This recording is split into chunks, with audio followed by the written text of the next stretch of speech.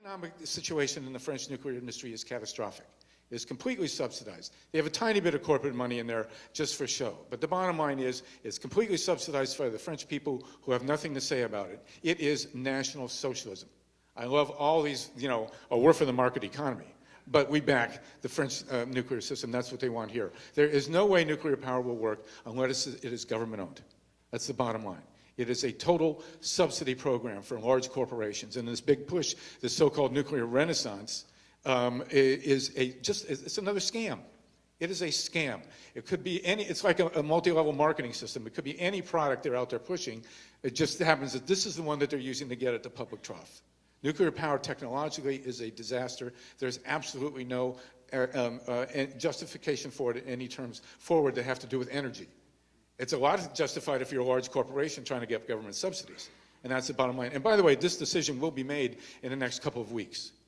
This is a huge turning point right now. We have successfully stopped the nuclear power industry from moving ahead in the last 30 years, in 36 years. In 1974, Richard Nixon, where is he now that we need him, said that there would be 1,000 nuclear plants in the United States by the year 2000. That would have been 20 per state. And in Connecticut, can you imagine 20 or 30 nuclear plants in Connecticut? That would have been the reality. But that's when we started fighting them. That's when we coined no nukes. And I guarantee you those plants would have been built had it not been for people like Lou and Judy and all you other people out there who have been fighting. And we have changed the world because we have stopped those 900 nuclear plants. Because in the year 2000, we know how many there were. There weren't 1,000 like Richard Nixon said. There were 104, which are too many, but almost 900 fewer than there would have been had we not risen up. Never tell you that you can't fight City Hall and that you can't beat City Hall. It's a myth perpetrated by City Hall. So the first step is to go ahead and get rid of fossil nuclear fuels.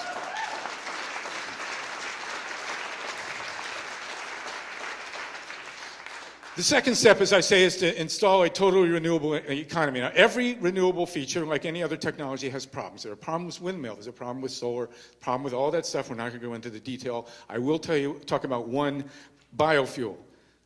Corn and soy are terrible for biofuels. You do not use food for biofuels. It's driving up the price of corn. Corn is extremely inefficient for ethanol. And soy and diesel, soy is actually a little better for diesel, but we don't want to use, they're taking away my tofu. They're rising the price of my tempeh. I don't want that to happen. There is a perfect fuel for biofuels, a perfect plant for biofuels. It's a 4-letter word. Shout it out. Hemp, for God's sakes. And this argument for, this vote that was taken in California on marijuana. Marijuana is a major renewable energy issue. There's a hidden issue behind marijuana, and the hidden issue is hemp. Hemp is a much bigger industry than marijuana. Marijuana is an extremely important medical and civil liberties issue. It's absolutely insane that marijuana is illegal, and it's economically disastrous. But the bottom line is it's also preventing the legalization of hemp. There is not a single country in the world, this is weird, there's not a single country in the world where marijuana is legal. It's not legal in Holland. It's not legal in Jamaica, weirdly enough. We lost technically in California, but the fact that we came so close, it's an earth-shaking change. Marijuana will be legal. It is an earth-shaking change. But there are many countries in the world, Japan, China, Canada, Yugoslavia, Romania, where hemp is legal. We are the only major industrial country in the world where hemp is illegal. It is beyond insane. Ask somebody why marijuana is illegal, you get a whole argument. Ask them why hemp is illegal, you'll get a blank stare. And hemp is perfect for oils, which is diesel, for ethanol, cellulosic ethanol, for wood, for fuel pellets, you name it. So and then for clothing, for paper. Paper is very important, by the way. It takes 5 times as many. It takes an acre of hemp can produce 5 times as much paper as an acre of trees. You don't have to spray hemp. You don't have to fertilize hemp. You don't have to water hemp. As most of you know, you throw a seed in the ground, and in the fall you get a 10-foot plant and a 6-foot federal agent right there in your backyard. So we want hemp legalized. The third step to Solartopia is to make a totally efficient economy. It should be illegal in this country to produce anything that cannot be 100% recycled. The Americans love recycling. You know, we're told that we only operate on the profit motive. In my little neighborhood in Columbus, Ohio, everybody Monday morning puts out their little blue thing with the renewables, and nobody's paid to do this. We just do it.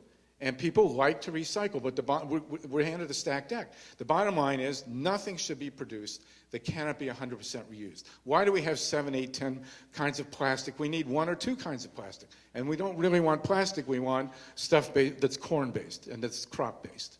And going along with this ban on anything that can't be 100% reused is the revival of mass transit. We have to have a revival of mass transit. The United States had the greatest mass transit system in the history of the world. As of 1920, 1 American family out of 10 owned an automobile. This alleged love affair with the automobile happened because General Motors shot our first lover, which was the train. I love trains. I hate cars. Many people are just like me. Automobiles kill 40 to 50,000 people a year, maim God knows how many others. I don't have to tell you about the fuel they use. We need a train system revived. And we have just had this psychotic episode in Ohio, Florida, and Wisconsin, where Republican governors have been elected who want to turn back federal money to build train systems. These are guys who are out there touting jobs. Give me a break. So the train system is a very big deal. The 4th green step to Solartopia is to make all agriculture organic. We have got to cease using chemical pesticides, fertilizers, and herbicides. And I am told by my good friend Vivian that many of the pesticides and herbicides that we use here in the United States were never used, never allowed in Europe. We have a much higher cancer rate here in the United States than we do in Europe. And I eventually, if you look at what's happened to the bees, which is not one of those it's one of those conspiracy theories that happens to be true. You know, we are killing ourselves with these pesticides and herbicides.